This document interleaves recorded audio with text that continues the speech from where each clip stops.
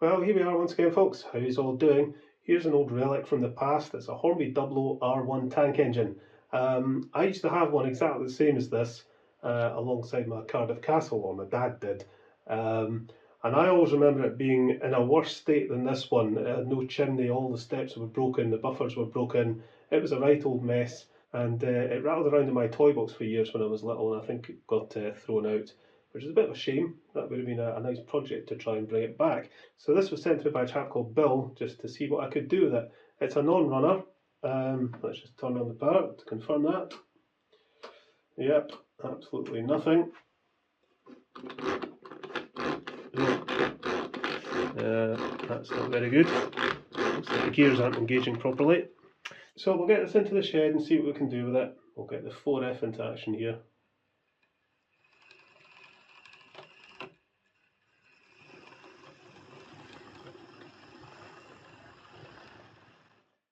Okay, so an old Dublo R1. I'd imagine a lot of people these days wouldn't look twice at one of these. There's plenty of them around in various states of repair, and you can get them cheap enough. As I say, I used to have one way back when, and I've often thought of picking one up to replace it, to be honest. And I may still do that. So let's have a closer look at this one. The chimney's broken. There's steps broken off there. It's had various decals added, and it's been named the City of Coventry. Thankfully, Bill wants all that removed and it put back to how we'd been originally. The gear isn't engaging, but that'll be because there's a screw missing there. That screw in there should go through the chassis block and hold the motor in place. So the fact that that screw's missing is probably why it's doing that. So we'll pop the body off and see what's going on inside. So that just lifts off, nice and simple. And there we go, the old half-inch motor. Oh, blimey.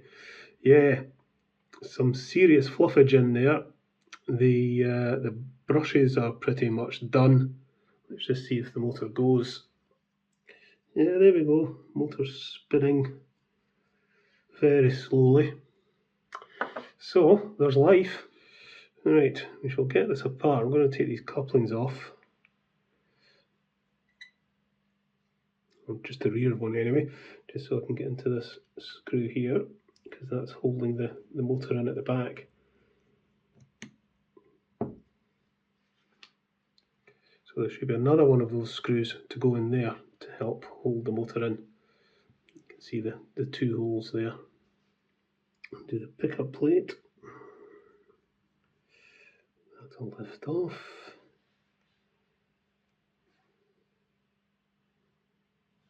Let's just get the brushes out. I don't think I've got half-inch motor replacements, but I think EXO 4 motor brushes will fit. Yeah, that's all going to need a bit of a clean up. Let's undo this. Ooh, stiff.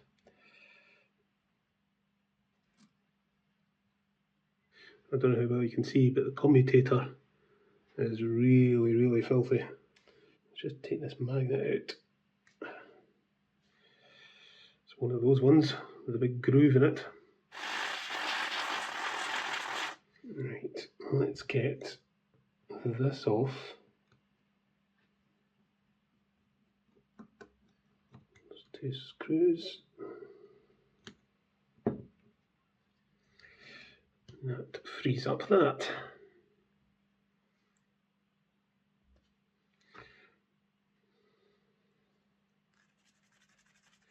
So easy to work on these old motors. Yep, there should be a little ball bearing in there, and there is. Squish a bit of contact cleaner in there, and out it pops. That's that ball bearing. And then we take that out, like so. Big bits of fluff on there. Yeah, there should be another ball bearing down in there, which there is. It'll probably pop out when I give it a squish. Here it goes.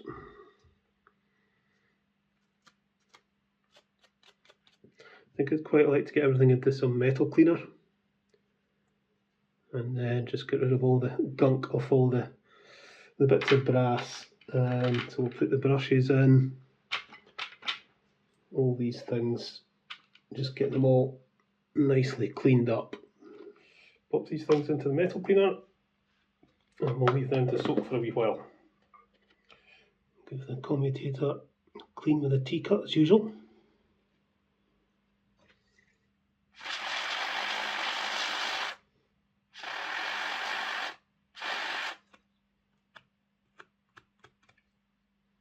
Okay, I think we'll desolder this to get it out the road. Otherwise, it's just going to break.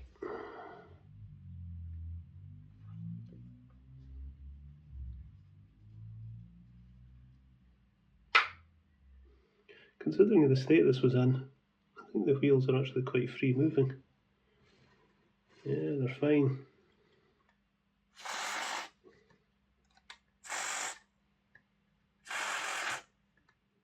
Okay, I think we'll maybe take the rotary tool to the wheels. I think I'm going to actually take a file to them in places because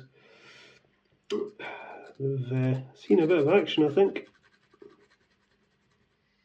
You don't want rough bits on your flanges, that's where you'll get thumping.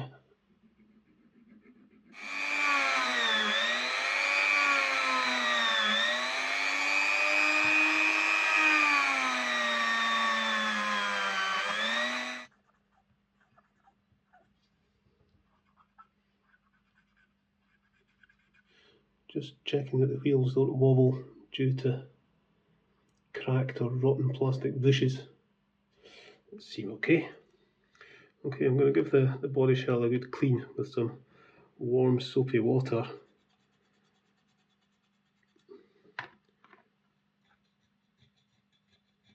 You can see that old decal's coming away. Don't want to use any solvents or abrasives. Just warm soapy water and a cotton bud. So I've just realised that the body's actually cracked. There's a crack there, and a crack on the roof. It's barely noticeable, but once we get it cleaned up, we'll get some super glue in there just to stabilise that.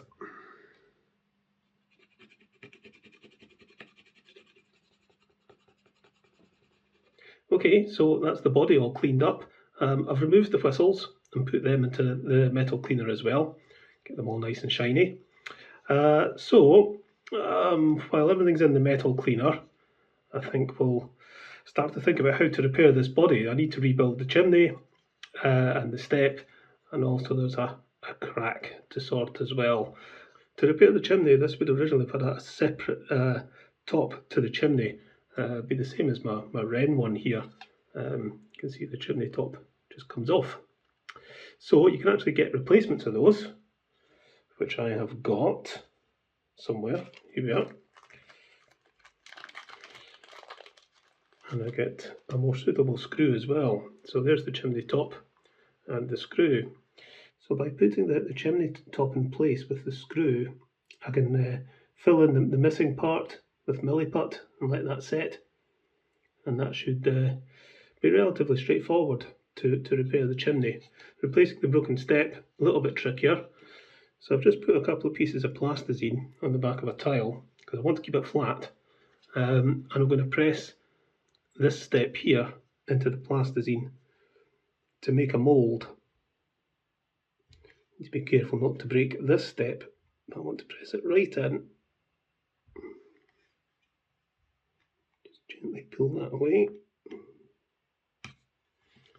So you can see that's made an impression in the plasticine that I can fill in with milliput and hopefully make a new step. I'm going to take a second mould because I want to try making one with epoxy as well. See which comes out best. Do one with milliput and one with epoxy. So there we are, there's my two impressions. We'll mix up some milliput and some epoxy and see how they turn out. I think for the one that's going to be epoxy, I think we'll get this one. I want the epoxy to sit in there, so I want to close up that little gap.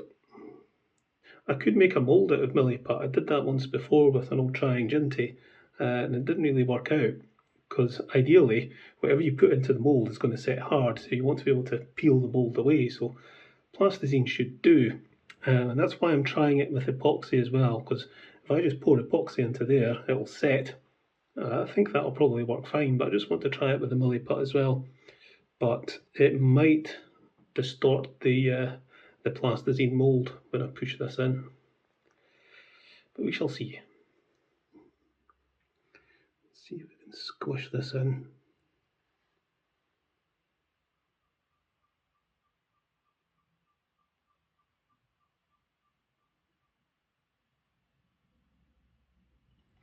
Okay,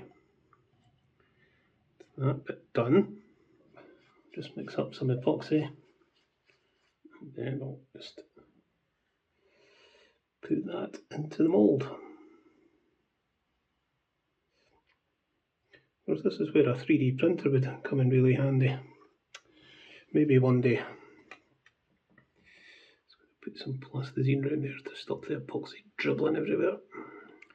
Right, we'll leave these to set, and we'll see which one produces the best replacement steps. So if we put the chimney screw in, and screw it down, just so it holds that chimney top in place. Don't want it to be squint. Okay, put some milliput round the missing parts.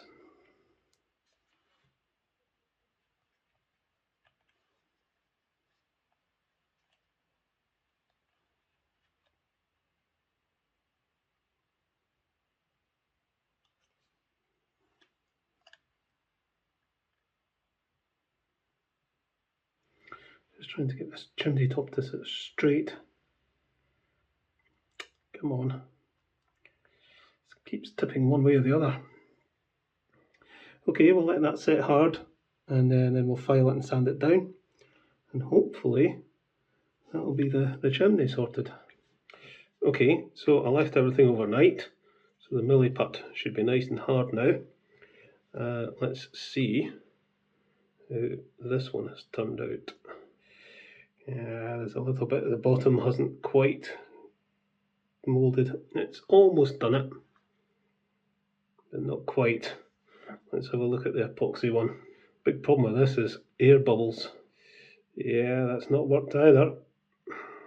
I think I'll give this another go. It's worth another shot because it's almost there.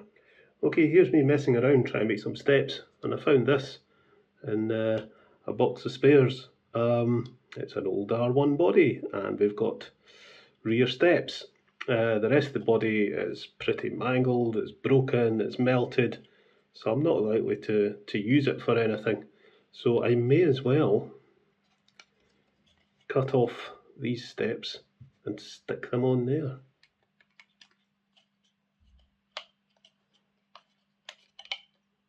Just clip away as much of the unwanted plastic as we can. And I think we'll grind that down with my rotary tool.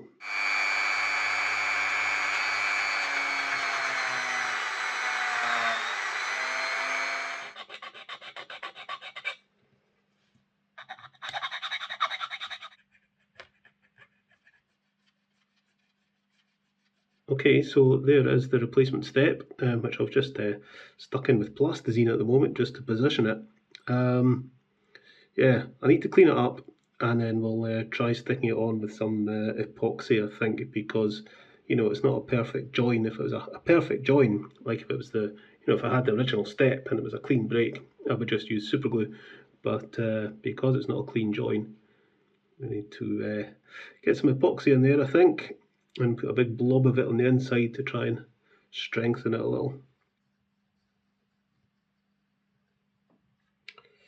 So we want a tiny wee bit on the top there, and then I want a big blob on the side.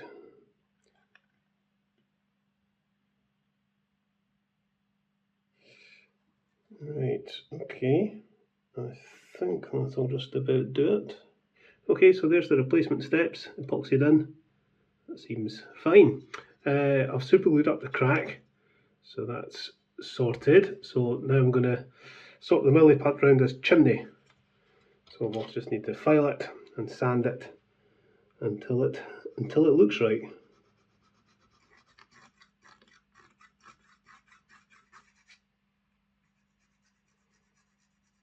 So there we are, there's the rebuilt chimney. That should look fine when it's painted up. So for the steps, I'm just painting on some Humbrol number 2. It's not a bad match. Yeah, I think it maybe needs mixed with a wee bit black just to darken it down. Get some Tamiya black onto the chimney. There we go, that looks okay. We'll touch up the rest of the black. So there we are, that's the body shell all repaired, repainted. Just got to pop the whistles back in and put some new decals on. Get the old British Railways emblem on. Also painted the numbers on the smokebox door, so I'll replicate those numbers at the back. Okay, so that's the decals done and the body restored. Right, we'll get everything back together. Get some moly grease in there. Just pop the ball bearings into the grease. Keeps them there. Just get some gear oil on the end of that armature.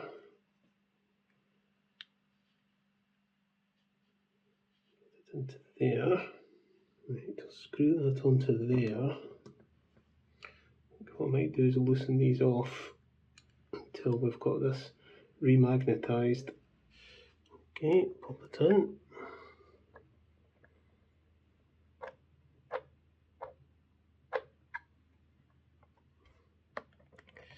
That'll do it. Okay, refit this bolt. Comes up from the bottom, unlike an XO4 motor. That then hooks on there. Held on with that little nut. Now we can tighten these screws. Fit this locking nut onto that bearing. We'll fit the brushes up through there like that.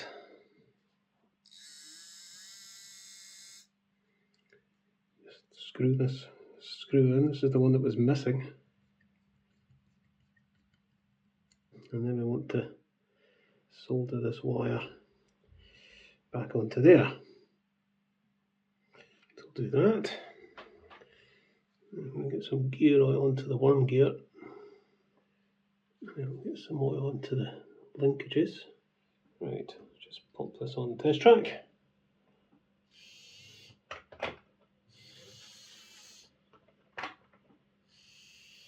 Just refit this coupling. I asked Bill if he wanted to replace the couplings, and he said no. He's got some old Dublo stock he'll run this with. Right, let's pop the body on and screw it down with the brand new screw down the chimney. Being very careful not to over tighten it, because the chimney being partly made of milliput will be quite delicate. So just turn the screw until it stops, and that'll do it. Okay, I'm expecting this to be quite noisy. These little things tend to be. Yep.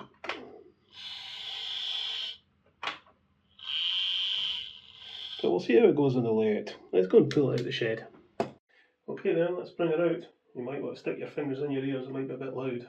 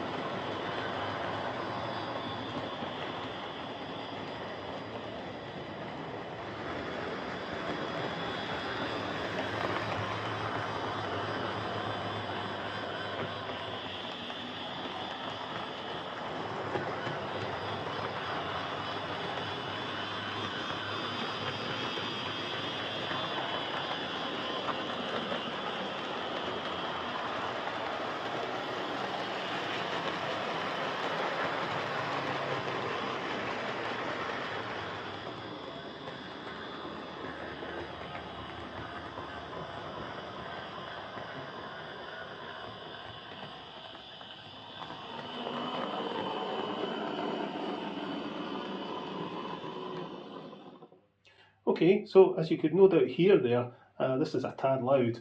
I've been fiddling with this a lot to try and reduce the noise, as these old Dublo motors are tricksy things. However, this model's been well run in its life. It's not often I see brushes worn right down, and given this thing's age, it could be about 60 years old or older.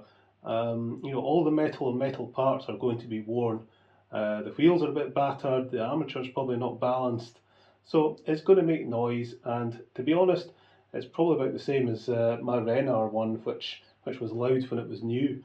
So you have to excuse and accept these old models as sounding a bit like food mixers, but all things considered, this actually isn't too bad. I've heard a lot worse from much newer models. So anyway, yeah, it's always fun getting an old non-runner going again, and it's an extra challenge to repair the body as well. Lucky I had that scrap body shell to replace the step, but just so you know, I did manage to create a little step out of milliput. But yeah, I'm sure you'll agree, this is now looking a bit more presentable. And although I had some issues with the numbering on the cab, those tiny little decals kept tearing. Yeah, I could spend a lot more time on this. I could replace the drive and worm gears, I could fit replacement bearings, but there's no guarantee it would make any difference. These old things are super reliable and easy to work on, last a lifetime, but they're still very crude and noisy. But I suppose that's just part of their charm, really. Right, I will get this packed up and sent back to Bill, and I'll catch you later, folks.